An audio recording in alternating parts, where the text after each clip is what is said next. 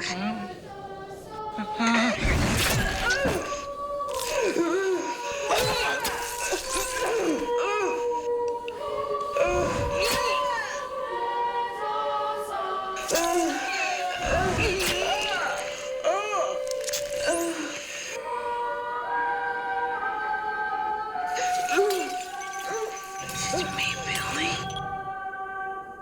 love it when films that you made like a long time ago actually find a brand new audience. This came out totally out of left field. That this little picture would have the lifespan that it has and the fans around the world. I keep meeting people who go, "You were in Black Christmas?" I still have tons of people coming up and asking for autographs for Black Christmas stuff.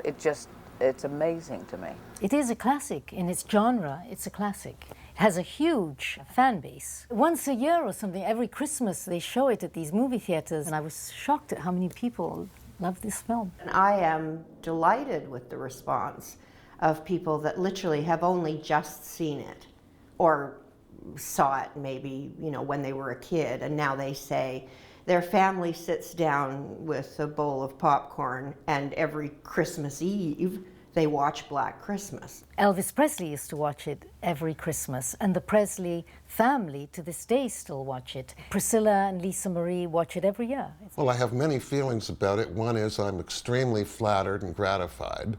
And the other feeling, and then I go to the other side of it, which is I really wish I had done some other things with it. Had I known that people were going to see it as much as they did, I wouldn't have left that music on. I'd have done something else. But I guess that's the way everybody is. I don't know of a director who doesn't wish he could have done that scene again. I actually saw it sometime in the 1970s. At first, I thought it was ridiculous. I'll be honest. I wasn't a big horror fan. I didn't realize how modern horror was going to evolve. But after a second viewing, which came in the 1980s, I began to appreciate, especially after meeting Bob Clark for other films, wait a minute, there's something more to this. You suddenly see the layers upon layers upon layers. There's certain elements of Black Christmas that have a sophistication that's unappreciated until, say, a second viewing. And now here we have the chance to see it so many years later, and you begin to appreciate that the late Bob Clark is a late lamented filmmaker of value.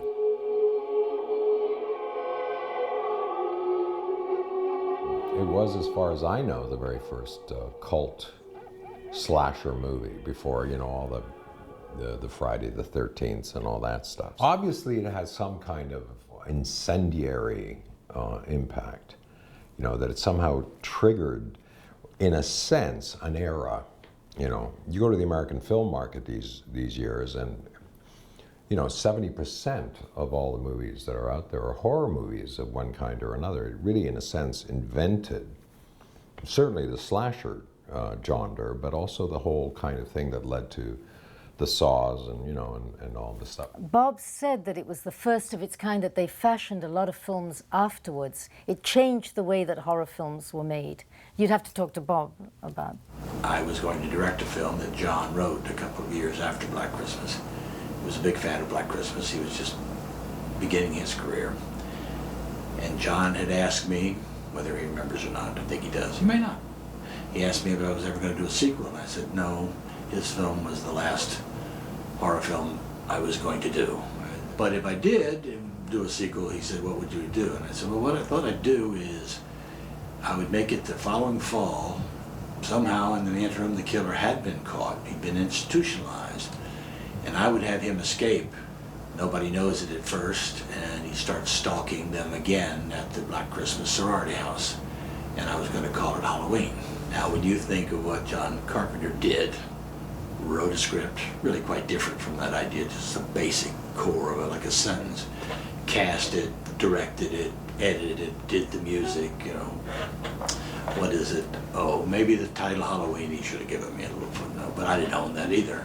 I'm sure that you've already heard how it inspired Halloween and all that kind of stuff, but I think more than that, I think it was one of those movies that kind of set the template for virtually everything slasher-wise that came after it. I wouldn't say it was where slashers really started, but it was kind of one of the first films that really pulled together a lot of things that were happening in horror film at the time and kind of really set the mold for where slasher films were kind of going to go in the next 20 years. Prior to Black Christmas, to me, I can only think of a few Italian films, primarily Mario Bava's Twitch of the Death Nerve, or Bay of Blood, however you know it as. It is a body count movie with a lot of dead bodies in it. It's a slasher movie.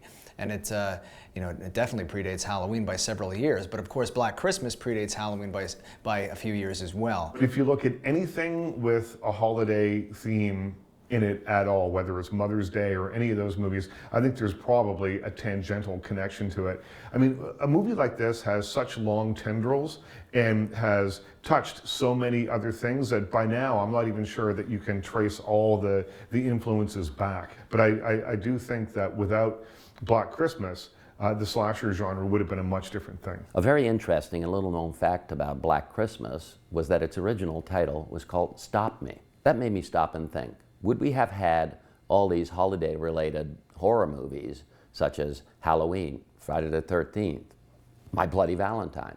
Would it have been called My Bloody Valentine, or would it have been its original title, The Secret? Bob Clark came along and he really defined some of the best tropes of the slasher genre. A killer in the house, terrorizing women. You've got a group of people who are being picked off one by one. The point of view of the killer shots, which of course was incorporated by John Carpenter in Halloween and is one of the most famous things about that film as well. Bob Clark was doing stuff that no other horror film directors were doing at the time.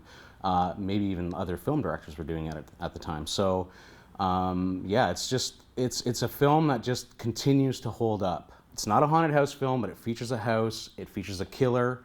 You know, it's got that twist ending that always works. Every time you see it, you know, if you've seen the film, you know that it's coming, but it's still chilling. It just always holds up. It was quite a surprise to me when I realized after having watched it that my film, Bloody Valentine, was actually kind of inspired or influenced a little bit. I ended up doing a couple of things that you could now call an homage to Black Christmas if I actually thought of it at the time. No, it just seemed to be natural for some reason or another. My entrance of the miner into Mabel's laundromat reminds me a great deal now of Billy's entrance into the house. It's the same kind of camera movement, the same kind of creepy, slow camera movement, POV, with just the hands of the miner opening the door and moving along and looking in and hiding and moving behind walls. The kind of things that Bob was doing. He's got that fabulous little bit where Billy starts going into almost like a childish, crazy, wild lullaby. Little baby bunting, Daddy's gonna hunting. I ended up doing that without again thinking about it as Axel, the miner, disappears down the end of the shaft.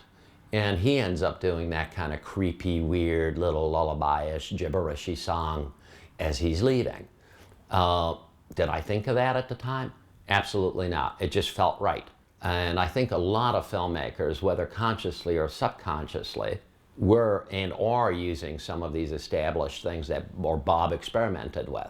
I like to think that it's had a great influence on the horror genre, but I think it might be too much to suggest that every time somebody used a handheld camera or had a scraping piano, that it's all because of Black Christmas. I think maybe Black Christmas stimulated it, and maybe that's the reason, but is it the only reason? I suspect not. Sometimes you know you have an interesting idea, but sometimes you don't realize how interesting it is until much later in life. I think Black Christmas and its appeal over 40 years is just simply that. It's scary.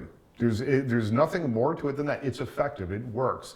I think that because it established so many of the tropes that people are used to seeing, you know, in these kind of movies, POV, faceless killer, all that stuff, that it's not that far outside of what people have seen. And if you're a horror fan, he's doing all kinds of cool things for the first time. He's using cinema to encourage us to use our imagination. So the film hardly has any blood in it. There's no penetration shots of anyone getting stabbed, but you feel like you've seen these things. It's a lot like the Texas Chainsaw Massacre, where people that have seen that movie believed it was this gore fest, and it's really not. Rather than it being the horror films that we're sort of used to now, it really is a psychological thriller.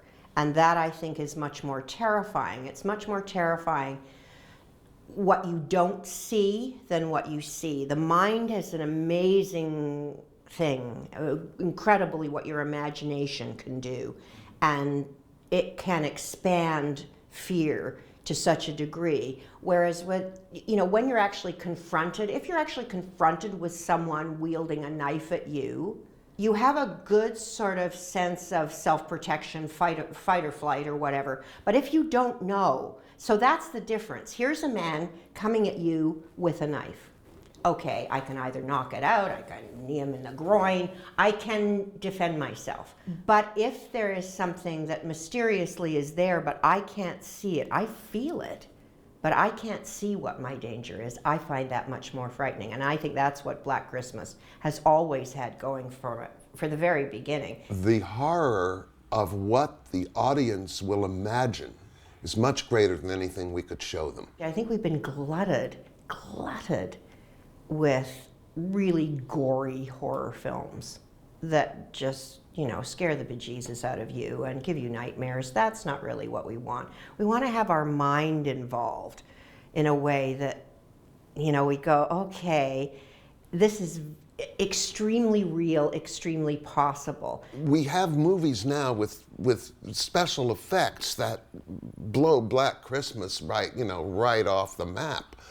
We have no shortage of blood and gore, if we want to see that on screen. Yet, people who have no idea about the making of Black Christmas still find it very chilling. Movies like Black Christmas, not necessarily plot-driven, and if they were dubbed into any kind of language that would be foreign to whoever was watching them, you'd still get the effect of horror from the movie because of the mood, the tone, the texture, the cinematography, and that deft use of sound. People have a certain way that they feel like they want to feel at Christmas, and this movie subverts that. It's this feeling of Christmas gone wrong, this uncanny feeling of this most treasured holiday. Peace and goodwill towards man has now been perverted into this dark, somber nightmare. What Bob Clark did in Black Christmas was create that kind of feeling like everybody's going to die and it's going to be horrible, but it's the anticipation that was built up that was unique in that time. It's a matter of creating the tension and the idea that the unknown force could take you down. And that's, of course, that is a trope of all horror movies going right back to the silent era. Maybe horror films have always had a central figure, whether it was Dracula or The Mummy or something like that, some kind of mysterious and malevolent kind of entity, This film has it on a very naturalistic basis. This is not anything supernatural, but some kind of expression of humanity that is tormented and capable of horrific things. There must be something in this genre that echoes some internal, maybe a sense of maybe people feeling out of the society, It's a metaphoric reflection of an internal disconnect and lack, which in a sense it then, as art should do, presents it to the viewer and thereby provides a certain kind of release. These films like Hitchcock, Psycho predicted, in a sense, the insane, truly insane, serial killings that have been taking place now and are unfortunately part of our society now for well over 30 years, the Columbines and and you see these kids and they're just like the boy next door. Gee, he was such a nice kid, right? He's in the house, right? It's me, Billy. And even that line, it's me, Billy, right? Recognize me, see me, love me. know me. Nobody knows me. You know, all these beautiful girls in this house, and nobody wants to talk to me. Nobody wants to go to a movie with me. Let's go see Black Christmas together, you know, that kind of thing. I made you pretty. I'm like a tuning fork, baby. I'm going to kill you. More so than, you know, the faceless killer and all the kind of stuff, is the tone. It's the tone, this kind of vulgar tone that is the thing I think that really makes this movie work so well and so beautifully. Oh, fuck. It's raunchy, it is self-aware enough to know that it's raunchy, but its intent is completely malevolent. It is there to shock and disgust and scare you around every corner, so that when you have, you know, Margot Kidder's character saying something like, this is a sorority, it's not a convent. You know, in 1974, that line probably packed some punch when she gave drinks to little kids, all that stuff. There's just a really kind of vulgar tone to it that I think is part of the thing that makes it memorable, and I think those elements have filtered down into a lot of the slasher movies that came afterwards. There's a certain species of turtle that can screw for 3 days without stopping. No, really, they did 3 days, 24 hours a day. The moments of humor are just excellent. Like, they're really funny. Like, the movie's really tense, so those little spots of humor just kind of ease it just a little bit, but enough to make it seem like you're in a real world. Could you give me the number at the sorority house? Please. Yeah, sure. It's, Fellatio 20880. What? Fellatio. It's a new exchange, FE. What's this? Well, that's the number at the sorority house. Fellatio? Yeah, it's a new exchange, FE. New exchange? Yeah, Felicia. One of the girls that was in this afternoon gave it to me. She gave it to you? Yeah. Bob Clark's characters are so well drawn, interesting, and memorable even today. Even 40 years later, you remember these characters. You remember Barb talking about the turtles. You remember Mrs. Mack hiding bottles of hooch around the house. It's excellent writing, excellent filmmaking. It's an excellent story. It's got a great location. The house is a character unto itself. The people are like people you can identify with. I can't identify with anyone in the movies these days. I really can't. You watch anything from the 70s and 80s, people just came off as more real. Bob either caused his characters to be honest or allowed them to be. They were true to themselves. The concept of honest young adults living their lives, they have a dimension to them, a human dimension to them, a human honesty to them. Again, something that I tried to do with my film. This wasn't about 16-year-olds, shallow 16-year-olds and 18-year-olds worrying about how their makeup is or what they're going to wear to the prom. These were real life situations, real life questions. Each of the kills in this movie matter. Each of the kills count, and that's something, and each of them are scary, and that's something that makes this movie worth going back to time after time after time.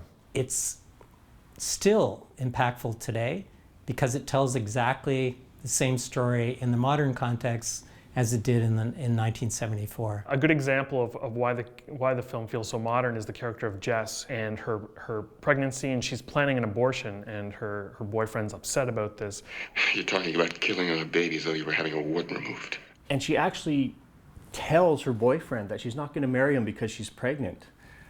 This was shocking material at the time, and it's really progressive. I told you about some of the things that I wanted to do. I still want to do those things.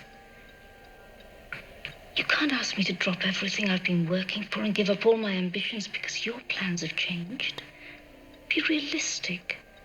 I can't marry you. Here's a character that in most horror films would be dead within the first scene. I mean, she would have been the first to go. She's having sex out of wedlock. Clark was kind of always interested in equality issues and racism and gender politics. So it's not a big surprise to me that he has this character that's a very that normally would be dead, and it's the hero of the film. She's a strong, independent character, and I think that still speaks 40 years later to what audiences want to see. The questions of morality are still with us. The matter-of-factness of the abortion, the fact that women were assuming, and very matter-of-factly and honestly, their sexuality. There was no shame involved in their attitudes. Can you believe that? 3 days? I'm lucky if I get 3 minutes. All of the sorority sisters have really interesting personalities. They have depth. They feel like real people. For all its vulgarity and for all its, sort of misogyny, in some ways, it's also a really pro-female movie. Female characters were not just disposable. And this was 1974, and that wasn't true of mainstream American cinema. So here's this American expatriate working in Canada who seemed to have more sensitivity towards female characters. Bob Clark was great in that he handled the material with the women really well in a way that a lot of slasher films become exploitative. Now specifically, I'm talking about the camera sort of luridly focusing on women while they shower or they're getting changed. None of that is in Black Christmas. He's focusing on the tension and the scares and creating actual characters. So we don't have that, kind of nasty voyeuristic element to it that really came to define the subgenre later on.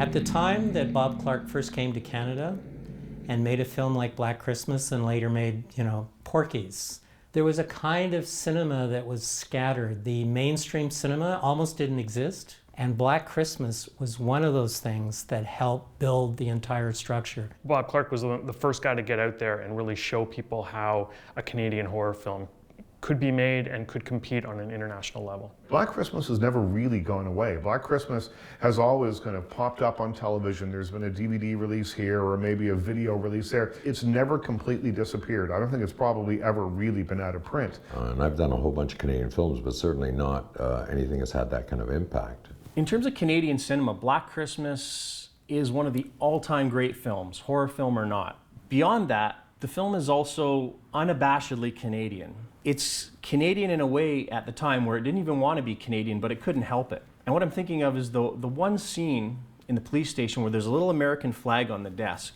and people laugh out loud when they see that if they're Canadians, because they look at the film and it's ridiculously Canadian. They don't buy into the American flag business for a second. I mean, you've got people out in the snow, you got hockey practice, you got some very Canadian accents.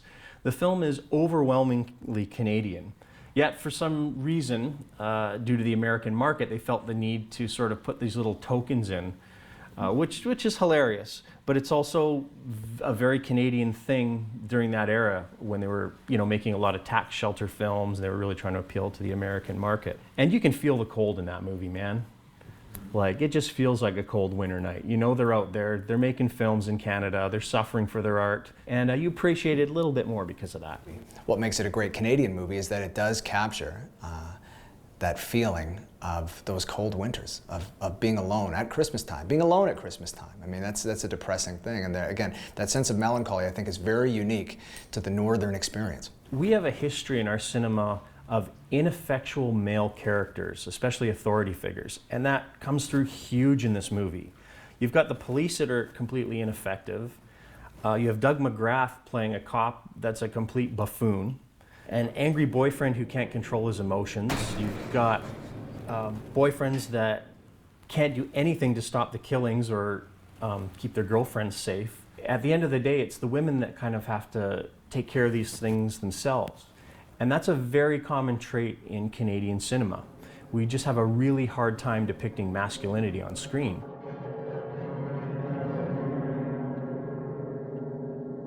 If you listen to the commentary that Bob Clark did for the movie, he is really conscious of what he's doing with the camera. He's talking about creating depth and textures, and there's a lot of camera movement that gives the film all this energy and often extra tension as well, because he's moving around the house in ways that doesn't really happen in a lot of other films. A lot of difficult shots in the movie. Just about every film that I've seen over the years, right down to modern films, end up using some way or another the kind of movements, camera movements or atmospheric movements, the use of foreground in revealing things. He kept that camera moving so much, and considering the fact that he was actually shooting in a real house, this was not a studio, and the kind of camera movements that he was doing, close to 360s, I know very well they were shooting on Panavision equipment, and that stuff is yay big. And even the smaller cameras or the smaller magazines at the time weighed a ton. And somehow or other, he was able to find ways of moving that camera. Burt Duncan, those guys did such a great job on that. Those movements are reminiscent of just about every film at one point, especially now I'm noticing in later horror films or later movies, the lateral reveal. And what Bob did a great deal was the sideways lateral reveal as opposed to the moving in and the moving out. It just added a certain creepiness to it. It added a certain perspective and made the house look bigger. What I call, in Black Christmas, I call the Billy Cam.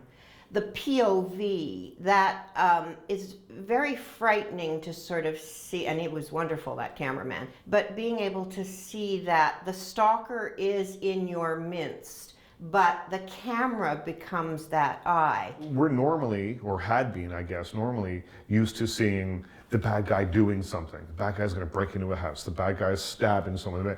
But to see it through the eyes of the person means that we don't see the person.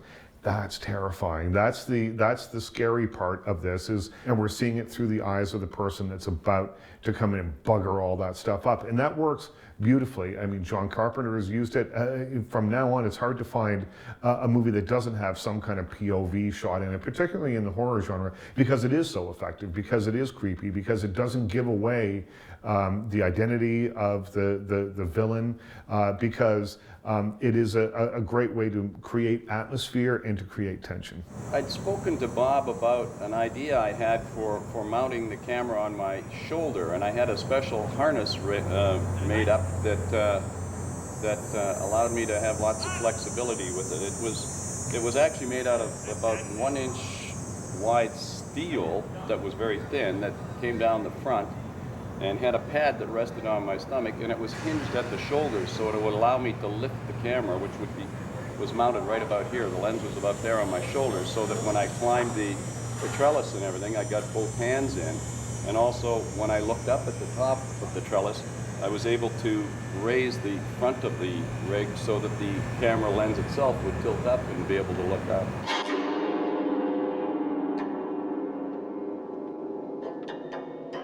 Sound is a tremendous part of Black Christmas. Music is almost no real music, it's all sound, it's musical. Of course it had screams and stabs and its share of high intensity sound, but it reminded me of when I, in certain scenes, tried to, kill the actor along with Billy killing the actor, and I'd have stabs and shrieks and screams and musical explosions and everything that we could possibly think of. And I remember Bob resisted that from the very beginning with, saying, well, it's not necessary. Let it breathe. He was absolutely correct. And I think that's what makes the film stand up. It doesn't overpower, it doesn't overwhelm, it doesn't insult the audience with, you must see this the way I intend for you to see it. It takes the chance. There's such a silence in the movie. There's long landscapes where, long sequences where you don't really hear any of Carl Zitterer's very sparse piano music, which is beautiful as well. And it's just quiet, punctuated by Christmas carols here and there. I knew I was going to have to do something different. Now, what does different mean?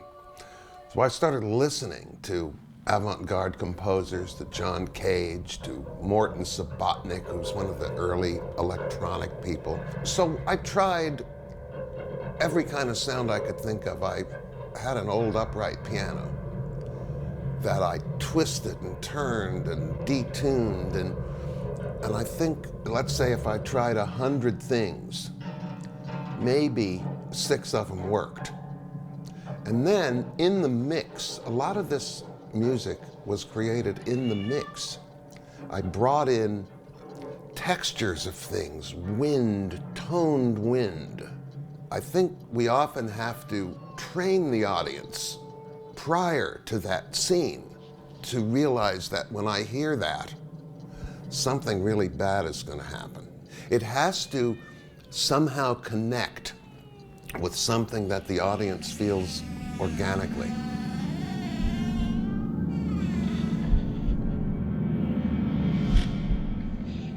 It's all right. Shh, pretty Agnes. Billy's voice was substantially done by Nick Mancuso, whom I remember got himself into such a state while he was doing it. He was moving back and forth and, you know, like becoming that creature.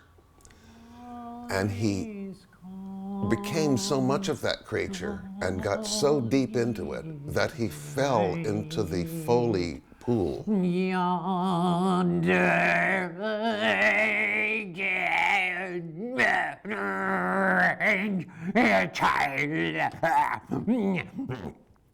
baby!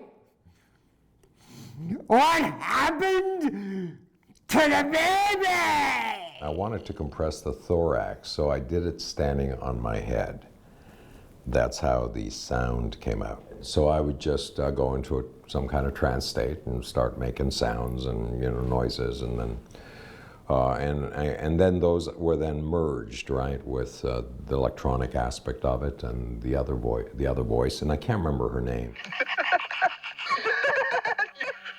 Could that be one person? Bob did a lot of it.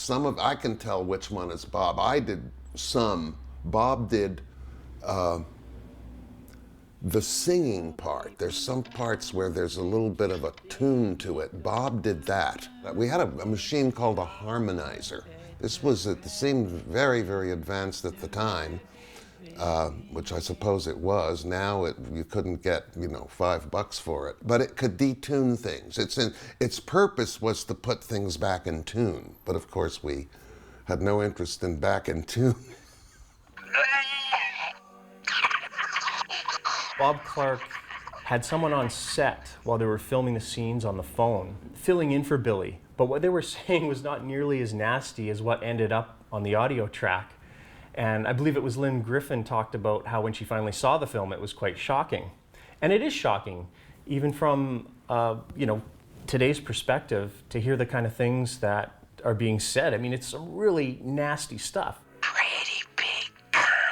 Oh, why don't you go find a wall socket and stick your tongue in it? That'll give you a charge. I'll stick my tongue up your pretty pussy. You fucking creep! I love this poster so much. The new poster is great, and I'm still on there. That's great. Gary Pullen, thank you. Thank you. That's great. Why I did the poster? Well, I don't want to say because Anchor Bay came to me. It's not really why. I mean, they wanted me to do the poster for the 40th anniversary screening. They asked me to do it, and you know, I was just super excited to do it. And I've always, every time I watch a movie, I have ideas for posters now. You just can't get around like watching a movie without thinking, oh, how would I, if I really like the movie, I'm thinking, how am I going to turn this into a poster? And you know, I've got years of research on Black Christmas. I mean, you know, every time I watch it, it's just, there's so many cool visuals in it, and it's just a film that really speaks to me as an artist. I really wanted to capture sort of the dread that's in the movie. You know, as we know, it's not a very visceral movie in terms of violence and on-screen blood. So what I wanted to do was capture sort of the atmosphere of the film. And my first tackle of the poster was just the house with the sort of the sky making up the Christmas tree. Which is kind of a cool image on its own, but then I sort of like, you know, we want to see Billy even, you know, on the poster. It's always nice to see that eyeball. That eyeball, you know, is just a really iconic moment in the movie, but it's also a very terrifying scene. There's as much terror in Billy's eyes as there is his victim's eyes, and that's what makes him a scary killer. He just seems batshit crazy, and he seems like he's made up of several people. And that's what really makes him frightening. And that eye really says there's more going on inside this guy than just, a killer. Agnes, don't You tell what we did, Agnes.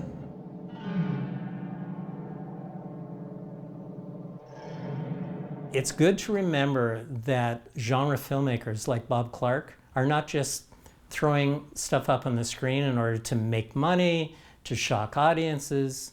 They actually were true filmmakers. I think he's extremely underappreciated in what he had to offer. I think Bob Clark is a genius of a director. I wish he did more films like that. Bob Clark once said, "The film dictates my style."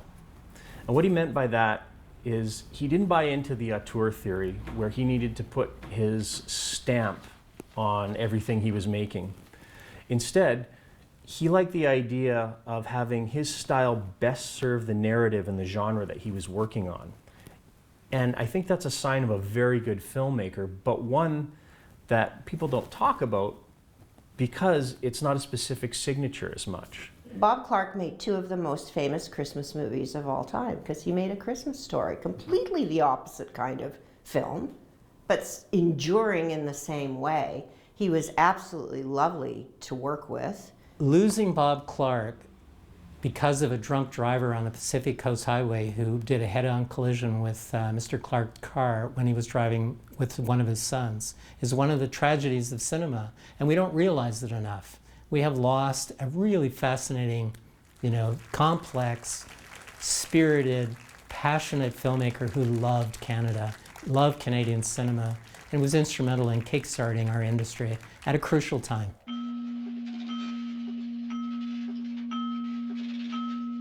I love this movie, and I love it not intellectually at all. I love it emotionally. My first contact with Black Christmas was actually when I worked at a video store years ago in Edmonton. I was raised in an environment where, my mother loved this stuff, my dad, people loved horror and dark fantasy, and I was encouraged to explore that within reason. When I first started dating my wife, now, our first Christmas together, we watched Black Christmas on DVD, and it was, I think, probably one of those moments where she's like, I'm not sure if this relationship needs to continue past this point.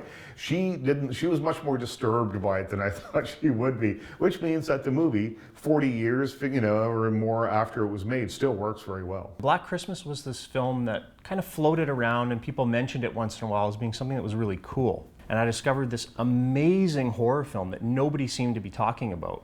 So I started researching it in the library so I could write papers on it. Looked at old reviews, and eventually I found one guy that was writing about it online, Paul Korup from Canucksploitation.com. It was one of the first Canadian horror films that I really knew about. And because of that one film, we became pen pals. And eventually I moved out to Toronto, and we've been really good buddies ever since. I love it because it represents a very special experience and a great friendship for me. It was my grandmother when I was a little boy. Who loved this kind of stuff. And I remember her telling me specifically about a movie called Black Christmas that she had seen on TV late at night, and how terrified she was, and she had never seen a movie in her life as frightening as Black Christmas. And it was probably about 20 years until I actually saw the film. She was right. So my love of the film isn't just a love of the movie as an experience, as a horror movie, but it's a love of that period in my life when I was really looking for something, and my granny was warning me about this. There was this taboo movie that I wasn't allowed to see that terrified my granny, and if it scared my granny, God help me, what would it do to me? It was a joyful experience. We felt we were doing something worthwhile, and maybe we'd have a hit, some slightly classic overtones, and we thought we had a chance. It's sort of fascinating the way it turns out that something that you didn't put the same weight to as you might have other things turns out to have this kind of extraordinary longevity. I didn't think it would ever see the light of day. It was a movie I didn't think anybody'd see. I just didn't, I put the right amount of effort into it, but I didn't take it very seriously in terms of what the product was going to be and what it was going to end up as. So it was just a delightful surprise. I'm actually quite delighted to be sitting here 40 years on. I was actually sitting here doing one of these 25 years on. All of a sudden, these fans of the film started to appear and wanting to make contact, and I went, this is interesting. Thank you very much. That would be my message. Thank you for your appreciation of the film. If I was actually there, if I was one of the characters that night, I think I would have survived. I think if you ask that question of anybody, oh, everybody would survive because we're all smarter than the other guy. I don't know. I wouldn't go into the attic to check anything out, that's for sure. If that really happened to me, I'd be out of that house so fast you wouldn't be able to say Olivia.